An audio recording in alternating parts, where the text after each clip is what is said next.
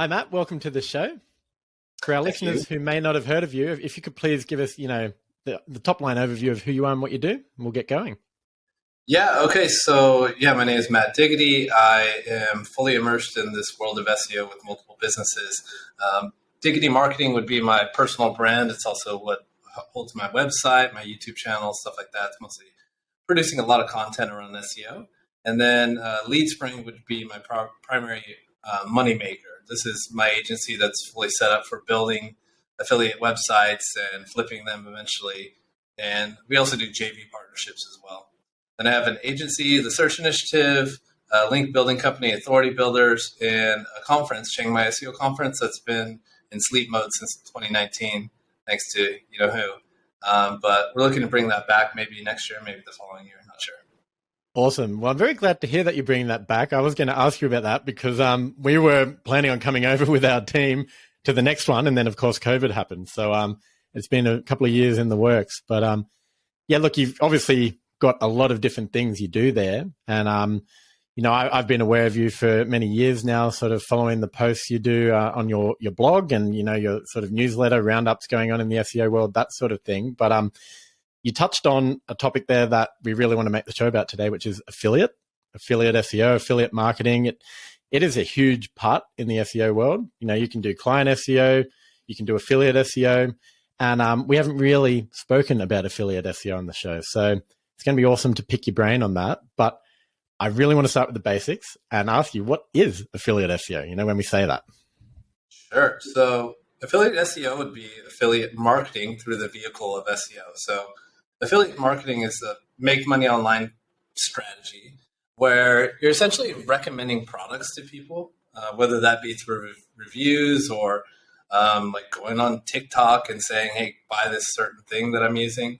And when you refer someone and they purchase and they go through what's called a special affiliate link, that link is tracked and you get credit for making that referral. And then you're typically making like some kind of commission, 5% on Amazon, 20% on other networks and stuff like that. And then SEO, in the affiliate SEO moniker, would be the methodology used to get traffic to these affiliate offers. So most of the time you're going to be ranking for keywords like best wireless router, and then you have a roundup post with a bunch of wireless routers.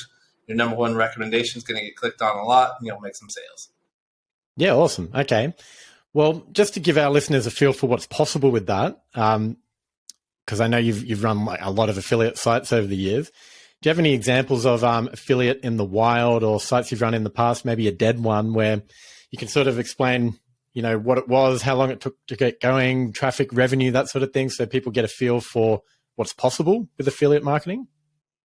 Sure. So this puts me in a little bit of a bind. So I can't really say any of the sites that I'm working on right now because my primary moneymaker is not teaching SEO, it's doing SEO. Mm-hmm. And then any site that I'm not working on means I've sold it. So there's a buyer operating it and they're not too happy about me broadcasting like what their business is, literally their business. Yeah. So I don't want to give a concrete example. I don't have the ability to give a concrete example from mine, but everyone's seen like the Wirecutter. There's a popular one called Gear Hungry, etc. But to answer your question, I recently made a post on my YouTube channel about a website that's doing 280,000 visitors per month, and it's making 40K per month profit. Yeah. And that took, I would say, about a year and a half to maybe 2 years to get to that point. We started it at the beginning of 2020. So that said, it wasn't a site we started from scratch. It was a site that we purchased that had a little bit of traction, which is the normal way I like to go about doing things these days. But yeah, 280,000 visits per month and about 40K in earnings. But that's the tip of the iceberg. We're trying to get this one to 100K. And is that a common thing in your world? Do you think, like, people listening, is that a realistic goal for people? 100 grand, 6 figures a month in income from an affiliate site? I would say this is like in the top 2%. A lot of websites will hover around the 5-figure level, but yeah, to get to 100K per month, it could happen in the right niches and the right amount of focus and investment. Awesome. So even 5 figures, even 4 figures, it could be life changing for people to have that on the side. So affiliate marketing, SEO is one thing. Why would you spend time on that as opposed to maybe doing, let's say, lead gen SEO, or if you want to create a site and generate leads for people and sell them, or even client SEO where you bring on clients? What makes affiliate the place that people should be spending their time, do you think? Sure. So this is a good question to ask me because I do all of those things: affiliate, client, and lead generation. So client is great, but it's really hard to scale. So there's a few reasons for that, in my opinion. Number one is there's a churn, right? So clients, by nature, if you do a good job for them, they don't need you anymore, right? So there's a built-in churn aspect to it, and because you're doing SEO for someone else, you're spending a lot of time just talking to that person, explaining what you're doing. So you're not like 100% efficient with your time. Yeah. Also, like, you're on a limited budget, so like you're only getting a finite amount of money to run the SEO for these people. So you have to keep some of it back so you can make some profit yourself. So you don't really get to attack a website and a niche as hard as you would as if you were your own website and your budget's basically however much you want to spend. You can go in the red if you want to. Mm-hmm. So I just find client SEO hard to scale. Like, my agency does pretty good, but it's been alive since 2017, and it's not making as much as some of my better affiliate sites just by itself. And it's a lot more work, right? Yeah. Then we have lead generation, which I do indeed like. So LeadSpring has a model where we partner with businesses on the ground. And when we partner to do so, we're actually taking a stake in their business. So we're taking some equity. So we partnered with law firms, we partnered with real estate agencies, and to say, like, okay, we're going to 3x your business. We're just asking for 25% of it. Mm-hmm. And so I really like this model a lot because you don't have to worry about stuff like EAT. Like, these are real professionals, real licensed real estate agents, real lawyers. So you don't have to worry about EAT. And it's just real businesses that aren't scrutinized by Google's affiliate algorithms. Mm-hmm. And in the right niche, you can make a shit ton of money. Yeah. Now, why do I like affiliate? So in the grand scheme of things, like, I have my agency, it does its own thing. But LeadSpring is doing affiliate and it's doing client. I would say at a ratio of about 70 to 30 affiliate and then lead generation. Why do I still like affiliate? Because of the flip. So these are businesses that you can flip for 55x monthly profit. So while you're making 40K per month, that site is worth, I don't know, 2 million, like almost 2.5 million, right? If we eventually sell it. So the big paydays are super exciting. And that's where you make most of your money with the affiliate these days. And is that generally your play? Like, because even still making 40 grand a month is pretty decent cash flow there. Like, do you sort of ever just want to keep these assets? Or you touched on Google's algorithm sort of having a vendetta against affiliate sites in many ways. Well, that's not your words, that's mine. But is that why you like to flip sites, to sort of lock in that revenue gain? Or do you sort of keep some as a cash flow game as well? Well, so most of the money is made on the flip if you look at the economics of it, right? So this 40K per month site, like, it's like you're putting some of that towards growing it, right? But when you realize that profit and you sell it, like, that's 40K times 55. So you get all of that then and there. And what's 55 months? It's like 4.5 years. Mm-hmm. So that doesn't become a bad decision until 4.5 years, but you just got $2 million in order to make another one, or 2 or 3 or 4. So that's where the scaling comes into play. And I guess, like, there's definitely some sites that you want to hold on to, like when they become a cash cow, where it just takes like zero effort to operate it at that point, and it's not in a niche that, like, Google seems to be cracking down on. Like, sure, just keep it as a cash cow and fund the other ones, because that's another psychological issue when you flip a site. Is you just went from a total monthly revenue on your business of 100K per month to, like, down to 30 or something like that. That's a psychological hit. So it's good to keep some cash cows around. Yeah. And is the market for buying sites pretty strong at the moment? Like, you mentioned sort of a $2 million deal there. Is there a lot of that sort of money floating around out there? Like, let's say someone here listening wants to start a site or even buy a site and maybe build it up and flip it. Is it quite easy to sell these sites at that level? Yeah, so it's there's a weird zone right around that period of like 1 million to 10 million. So anything less than that, you might find like private buyers, like some doctor who retired or an SEO agency or something that can afford like $1 million site. But once you get above that, you're in this weird zone where you're looking at private equity, and they were really hot buyers, I would say, like last year when the market was flooded with a bunch of easy money. But now it seems a little bit different. But if you position your website as something better than just an affiliate site, like a real brand, and you diversify some traffic channels and you diversify monetization, like if you create a good business, anyone will purchase it. So maybe for people listening, if they've got a bit of money there in their business or profits that they want to put into something, potentially buying an affiliate site is a way to go rather than starting one. You sort of fast forward all that hard grunt work at the start. Yeah, because I wanted to ask you as a next question, it all sounds awesome in theory. You get this free traffic from Google, you have an affiliate site, you can make 40, 100 grand a month, and then you can flip it for millions. It's a dream there, but what are the major pros of using SEO for that? And maybe some of the major cons, in terms of time investment, that sort of thing that people would need to be aware of. Like why SEO instead of paid traffic, for example, or social traffic? Correct, yeah. Yeah, so SEO just converts the best. When people are searching for something on Google, best wireless router, they're actively looking for a wireless router that they're going to purchase. So the conversion's great. Of course, you could get to the top of Google with an ad for best wireless router, but it's, to some degree, people can recognize what's an ad and what's organic, and they trust the organic stuff better.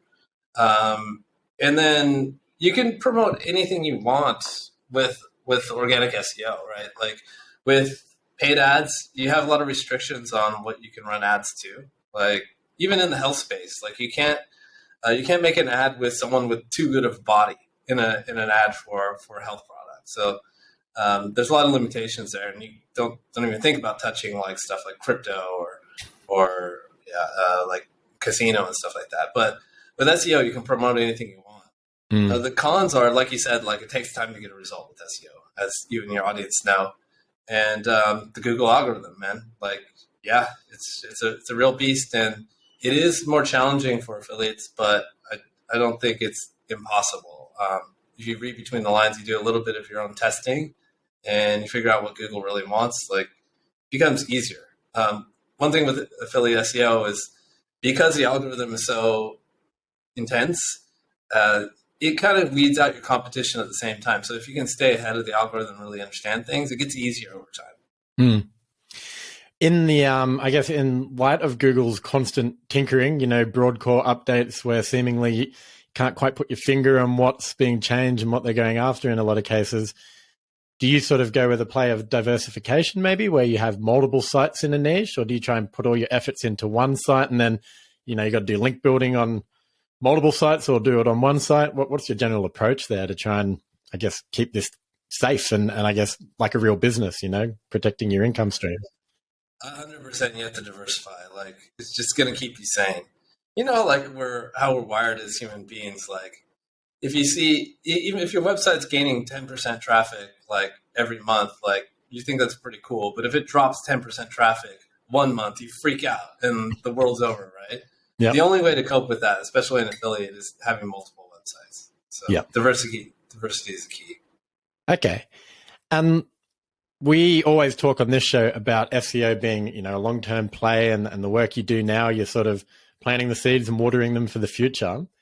With affiliate, right, let's say you're starting from scratch. You've got this great idea for a site, and then you don't want to get down, 12 months down the track and find out that you've been going down the wrong path. The offer's no good, doesn't convert, the payouts aren't high enough, too competitive, whatever the case may be. Do you have any tips or pointers for, let's say, someone totally getting into this from scratch to avoid wasting time or, helping with niche selection, that sort of thing?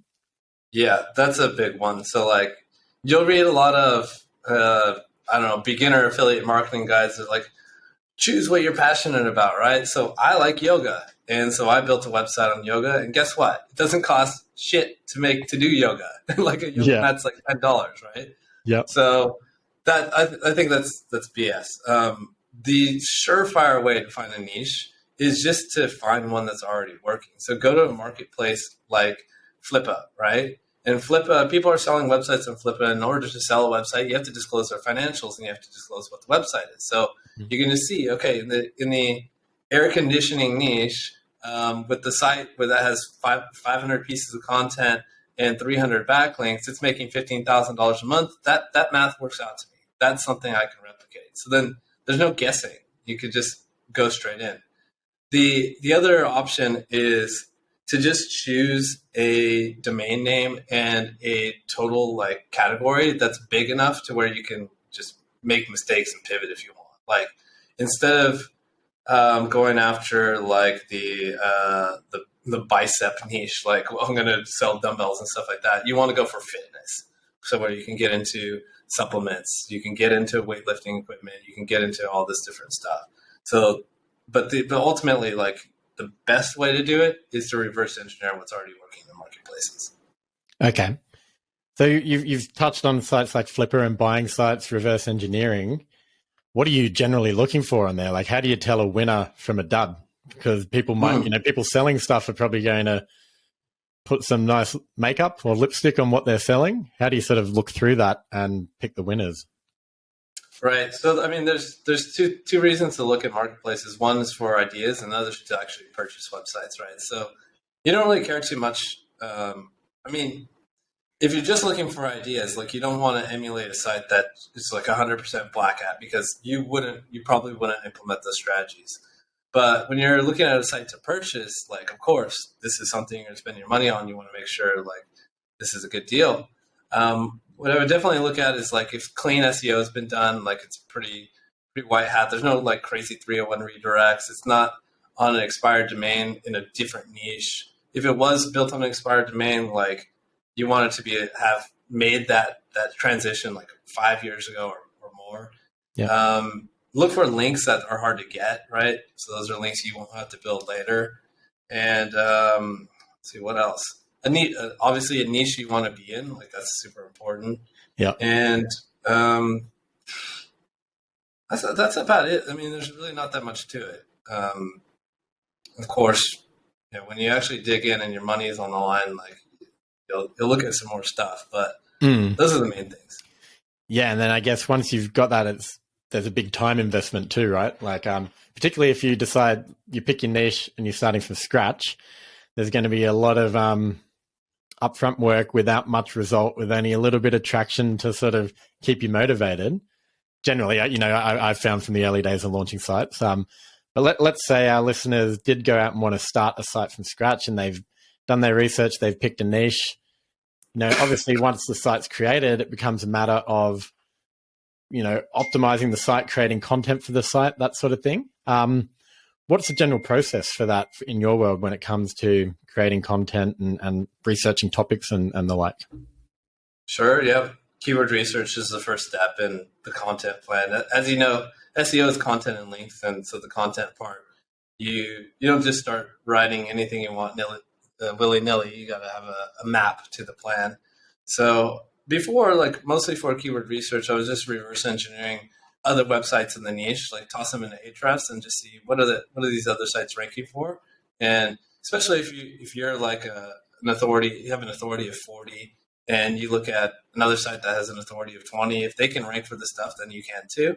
That's a decent way to doing it. But there's been a movement in the last couple of years for topical authority, where if you want to rank for something like best protein powder, it's not just you're not, even if you write the best piece of content on the planet on the best protein powder, and you got Arnold Schwarzenegger wrote it and Mr. Olympia, like they followed, like the whole judge team has editorialed it, and it's still not going to do very good. So you have to become an authority on a topic. So right now we're just like, if we want to get into protein, we're just going to research every single possible article related to protein. Does protein make you fat? What is protein? Does soy have protein? Every single possible question. And to do that, we're looking at pretty much everywhere. Google NLP API. We're looking at, people also ask, the answer the public, related searches, Google autocomplete, Ahrefs, and just tons of different stuff. And making a big master list sorting it out and clustering it, and then we get started. Okay. So it sounds like a lot of work there on the then we get started part, right? Because I know personally scaling content, writing content is just a pain. What's your general process with that? I imagine you would have a team of writers that you're using, or maybe third-party platforms, or do you have different approaches for different types of sites to actually turn these clusters of topics into actual articles on a site? Yeah, we structure our team into pods. So like at the top, there'll be the editor, which assigns what different content is going to be worked on and creates the outlines, right? So determines like the outline of what the content is going to be written looks like. So they send that off to the writers. The writers write in Surfer. So Surfer is going to handle like pretty much all the NLP optimization at the same time while you write it. And then when that's done, it goes back to the editor for approval, and then it goes to the designer to upload, and then it goes to SEO manager just to tweak the final changes, like create the title, the H1s, and description, all that kind of stuff. So it's just this process, and we find like specialization is pretty important, right? You don't want like the writer have to edit his own stuff. Even the designers, we have a couple designers. One that handles the upload, and one handles like images. So just specialization, and then these people can churn it out. Like most of our websites, especially the ones that we really care about, are publishing 90 per month. And so this kind of specialization and, I don't know, conveyor belt type technique is what enables us to churn that out. Okay. And where do you generally source those types of people? I guess for yourself running big sites, you can invest in teams because the sort of income stream is there to support it. What about someone that just starts? Is it generally something that they're just going to have to sort of put their head down and write it themselves initially? Or do you recommend they go use third-party platforms that do that? Or what's your general take on that as a noob? As a noob, start writing yourself. Just get a feel for like what goes into it. Even though it's, you might find it terrible or it's hard to churn out 1,000-word article, just do it yourself so you feel like you understand what it's like. And it's obviously the cheapest way to do it. And then you can see that it actually works, right? You can see that if I do things my way and I write the content, I optimize it the way I've been told to, I actually get results. So at that point, once you understand this and you're ready to scale, you can start looking for external writers. I recommend going to the Cult of Copy Facebook group. And it's a big Facebook group, like 20,000 plus people, I'm not sure. And just put up a post and say, hey, I'm looking for a writer in the wine niche. And you need to have experience with wine. You need to be an expert. Email me some samples. I'm looking to pay 5 cents per word. Mm-hmm. And with a pool that big, you're going to find expert writers, and you're going to find the price that you're looking for. Yeah. So on the topic of price, you mentioned 5 cents a word. Is that about what people are paying, do you think? And is it something that you should be investing in, in terms of paying enough to get a decent writer? Or is it something that can be, I guess, done on the cheap? Like I see tools, even AI tools, where they claim to be able to write content. Like, are you using that in your process at all to try and either reduce costs or increase volume, that sort of thing? Sure. So let's see. So I wouldn't pay less than 4 cents per word. I just wouldn't. How can the person make money and do a good job, right? So I put a floor of 4 cents per word, and you can go up to 10 cents per word, but it's really diminishing returns. Like if you're paying 10 cents per word, like that person should be like an expert in something that you legit can't find another writer on. Yeah. So I think that range is pretty good, but normally most of the time I'm paying 5 to 6 and good quality content. Yeah. About AI content, yeah. So we have an experiment going right now, and we've used this topical map process to build out a topical map for a particular niche and figure out every single piece of content that we should write on. And then we use Jarvis to crank out this content. Bear in mind, we're only focusing on informational type content for now. We'll handwrite the commercial content later, like the roundup posts and the review posts. But so because we can just churn out content as fast as hell with Jarvis, we just launched the site with 200 articles and we're publishing 3 per day. Mm-hmm. And it's just survived the latest update. Google doesn't see none the wiser. So it's working pretty good. Our plan right now is, so we launched and we pretty much have topical authority already. And now we're going to go in and look at any keyword or any page that's ranked on page 1 or 2, and then re-optimize them with Surfer just to kind of, I don't know, toss some edits in there and just get them that final push to lock them into the top 3 of Google. Okay. And that's pretty interesting. So they're informational posts, right? They're just sort of designed to get traffic to the site, and then you want to funnel them through to your product reviews or, the Moneymaker pages, I would imagine, with internal links or call outs, that sort of thing. Do you run any ads ever, like to supplement your affiliate income? Yeah, totally. Any site that has enough traffic, I guess Mediavine's threshold is 30 or 50K, I don't remember. But yeah, we'll toss ads on there, and we find it doesn't interfere with the earnings the affiliate earnings. It doesn't distract people from clicking on those links. That said, for our affiliate posts, we manually place them. It's like if you let Mediavine just like go in and like place its ads wherever it wants, like you could have a big ad like right next to the call to action button that's glaring, it's animating all that stuff, and people won't notice that call to action button. So you really have to manually place them. Right. Okay. Well, you touched on a couple of post types there. While we're on the topic of on-site, they're sort of informational, bringing people in for all sorts of general queries. There might not be commercial intent there. But from an affiliate point of view, what are the Moneymaker pages on a site that people sort of need to be aware of, or the type of content that they would be wanting to spend their time on because it's the one that's going to lead to pushing people to these affiliate sites and getting the payouts? Sure. The ones that make the most money that are also the most competitive is like the best of. So best wireless router, best protein powder. There's like the buyer intent on those is huge, right? And there's a lot of search volume for these types of keywords. The second, I guess, would be single product reviews. So like Belkin 5678 router review, something like that. Those are pretty good. And the buyer intent's pretty damn good too. But they just have less volume. And then last would be like versus posts. So this versus that. Mm-hmm. Those just don't have much search volume, but they're typically like a lot easier. And they have a little bit of buyer intent. So those are the 3 you want to focus on.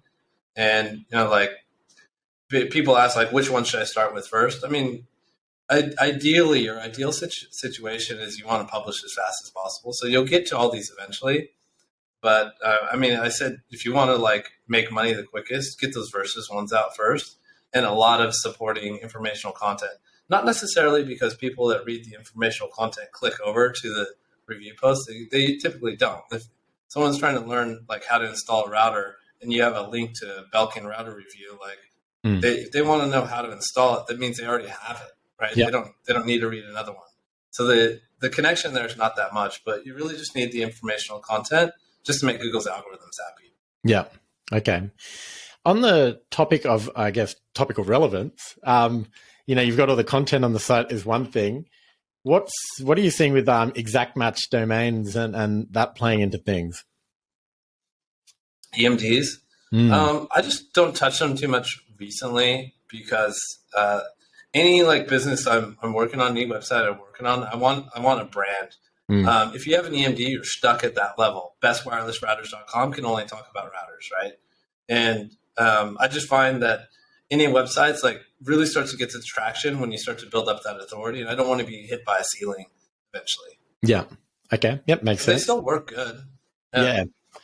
Yeah. I've sort of seen them working quite well. So sort of that, I guess, catch-22. If you're trying to build a real business, a real brand there, then what you said makes total sense. On that topic of building a real business and brand, do you do much in the way of list building with your affiliate sites and trying to then monetize the list? Or are you sort of largely just going on the front end? If they come to the site and convert into a customer on the affiliate link, great. But the rest of that traffic that does nothing is just sort of see you later. No, we definitely build lists. Typically, like the kind of funnel we create is like lead magnets, PDF ebooks, and stuff like that. And then, trade your email address, get logged in, get these free PDFs, and then an automated follow-up series, which normally is like, it makes a little bit of money itself. So like your follow-up series would just introduce them to content, get them back to the site with your best roundup pros, and then eventually at the end, like a special coupon to your best converting product. So like that works pretty good itself. And in general, like once you get a website to make like a decent chunk of money, like you're really just optimizing the monetization, right? Yeah. If you can, at a 55x multiple, if you can increase like the earnings $1,000 per month, then you just made $55,000, right? So any little incremental tweak you can make is pretty huge. That's like if you could really start to get creative and stuff. That's why I looked at things like renting out my Facebook pixel, like so you can share your audience with someone, and let's say my fitness website, I can share my audience with someone that sells protein powder. Like that's a huge win-win. And I wasn't doing anything with that data. Yeah. Yep. Okay. That's very clever. Have you done that, or you've just sort of looked at that? Yeah. I do it all the time. Awesome. Typically getting pixel rentals from $1,000 to $2,000 a month.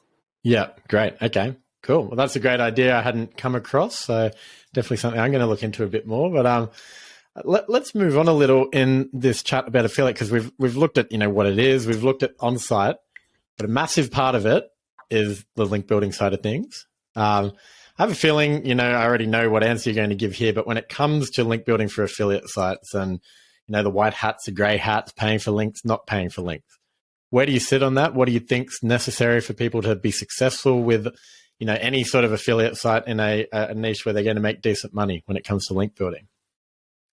So I look at it like this, like, sure, there's niches you can rank in without doing any proactive link building. And they're very easy. And there's ways to do it with like massive websites, topical authority, and just generating gigantic websites where you can get some traction without link building. But you're just severely hamstringing yourself. Like, why would you want to rank slower? And why would you want to limit the niches you can go after?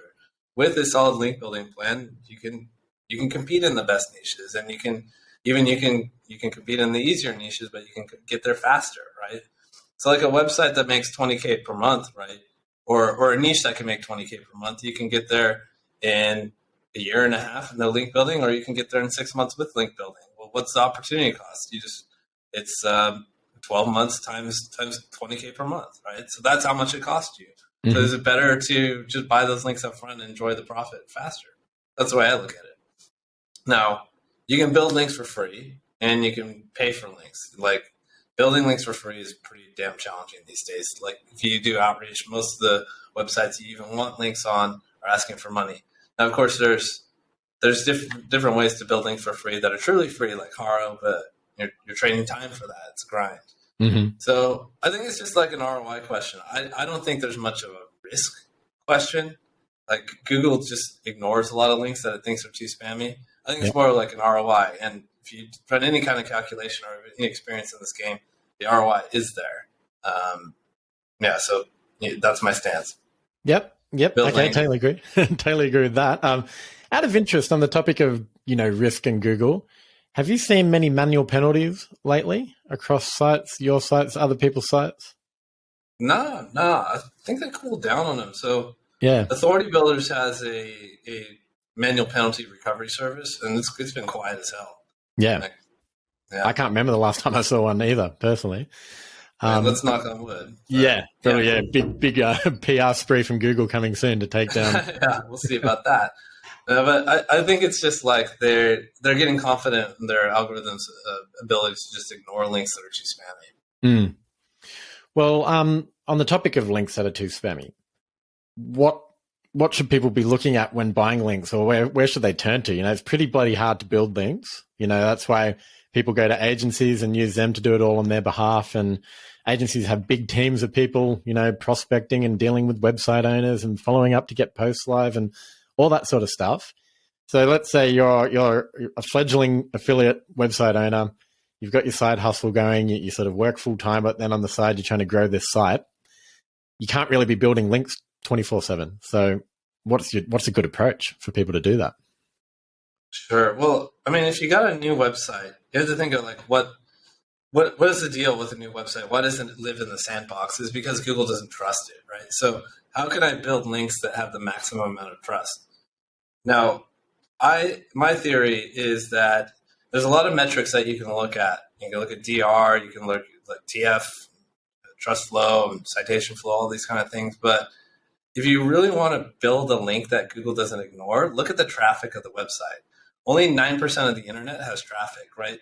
it's Google's stingiest algorithm. Like if Google ranks a website and gives it traffic, that's becomes a liability to them.